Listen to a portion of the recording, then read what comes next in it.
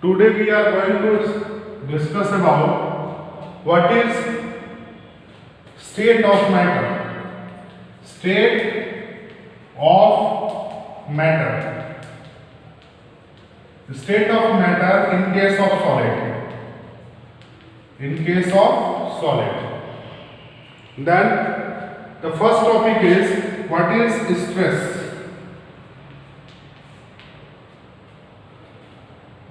Generally, stress is a vector quantity. It means it has a particular directions. When the body is applied force per unit area. Force per unit area means it is an external force. It is a external force. External force per unit area, or we can say it is a deforming force. When the force applied per unit area in a specific direction is called stress. Stress और pressure में यही difference होता है. Pressure जो है एक scalar quantity है, उसका कोई स्पेसिफाइड और यूनिक डायरेक्शन नहीं होता है. स्ट्रेस के केस में ऐसा नहीं है. स्ट्रेस जो है एक्सटर्नल फोर्स यानी कि पर्टिकुलर यूनिक डायरेक्शन में लगता है. स्ट्रेस जो है पर्टिकुलर एक यूनिक डायरेक्शन में लगता है. याद रखिएगा, स्ट्रेस के केस में बेसिक फॉर्मूला, बेसिक कॉन्सेप्ट ये है कि स्ट्रेस जो है एक्सटर्नल फोर्स यानी कि बाहरी फोर्स, ठीक है, बाहरी फोर्स होता है. टाइप्स ऑफ स्ट्रेस में दो टाइप के स्ट्रेस होते हैं, नॉर्मल स्ट्रेस और टेंजेंशियल स्ट्रेस. दो टाइप्स के होते हैं. एक होता है types of stress. Types of stress, it is a two types. First one is normal stress, second one is tangential stress.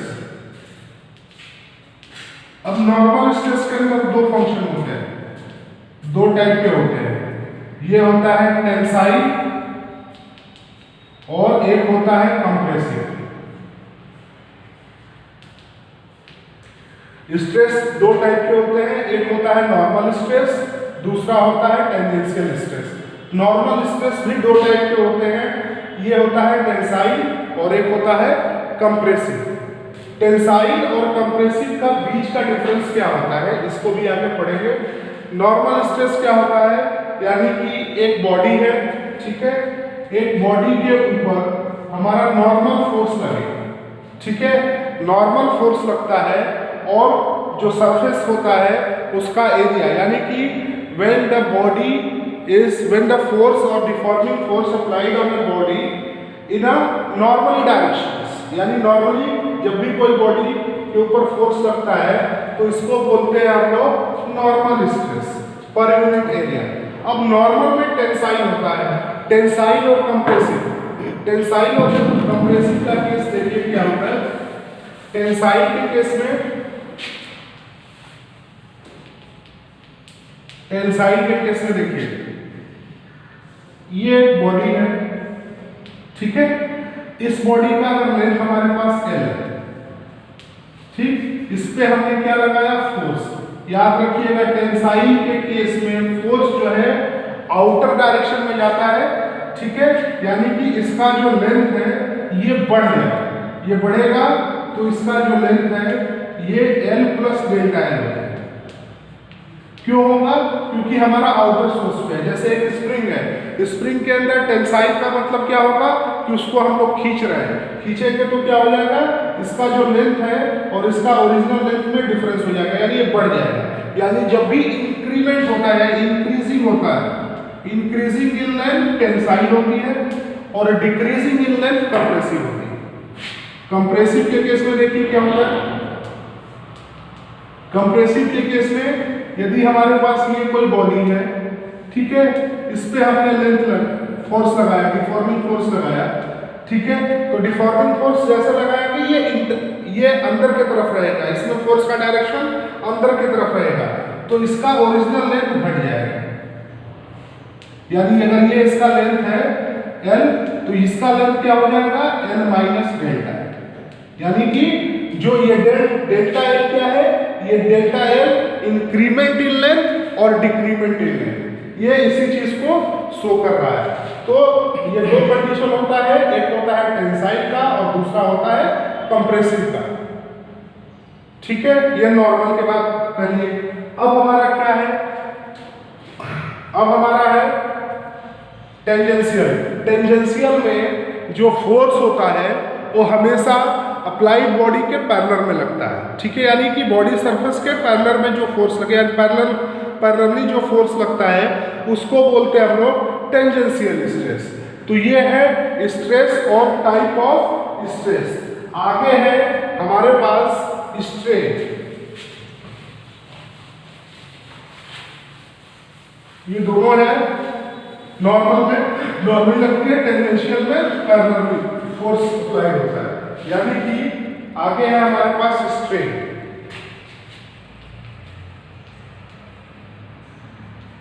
Strain is the ratio of change in length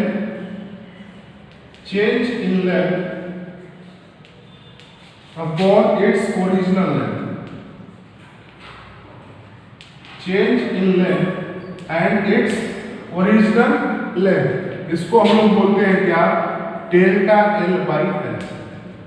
यानी कि change in length और original length का ratio जो होता है वो हमारा क्या होता है, स्ट्रेन होता है। ठीक है, ये भी हमारे पास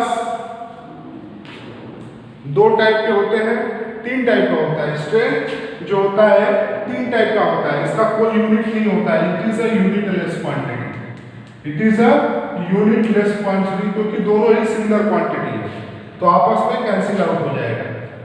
स्ट्रेन जो है तीन टाइप्स के होते हैं।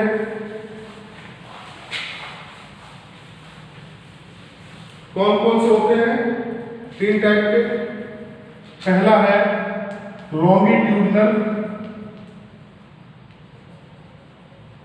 लॉन्गिट्यूडनल स्ट्रेन, दूसरा जो होता है वॉल्यूमेट्रिक स्ट्रेन, और तीसरा है शियर स्ट्रेन।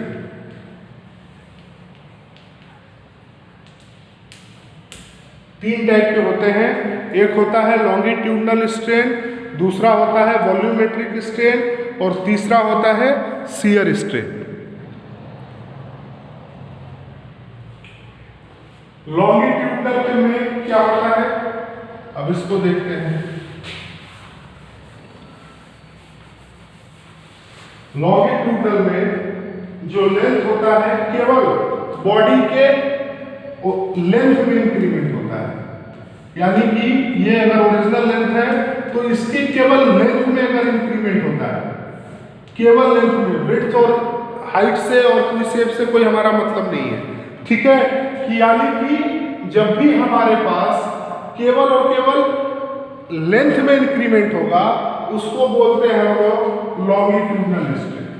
याद रखिएगा, लॉन्गिट्यूडनल स्ट्रेन में केवल और केवल बॉडी के लेंथ में इंक्रीमेंट होता है। ठीक है, दूसरा है वॉल्यूमेट्रिक स्ट्रेन।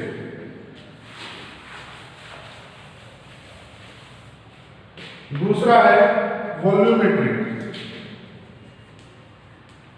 वॉल्यूमेट्रिक में क्या होता है कि बॉडी के, ये डिफॉर्मिंग फोर्स हमने अप्लाई किया है, इसके वॉल्यूम में डिक्रीमेंट होता है। ठीक है, यानी कि वॉल्यूम में चेंज हो रहा है, यानी कि वॉल्यूमेट्रिक को हम लोग क्या बोलते हैं, डेल्टा V बाई V। तो ऐसे स्ट्रेन को क्या बोलते हैं हम लोग, वॉल्यूमेट्रिक स्ट्रेन। जब भी कोई बॉडी के वॉल्यूम में चेंज होता है उसको बोलते हैं हम लोग वॉल्यूमेट्रिक स्ट्रेन। और लास्ट है शियर स्ट्रेन। Shear strain